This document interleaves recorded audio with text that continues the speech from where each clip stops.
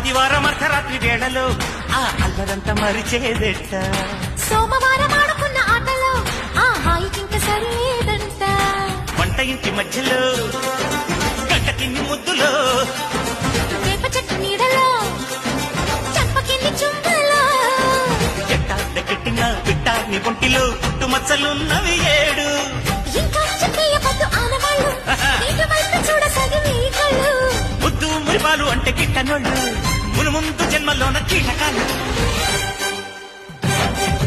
అంటి కూతుర అమ్మో అప్సరహ ముస్తహ బదిరింది ముహూర్తం ముందరున్నది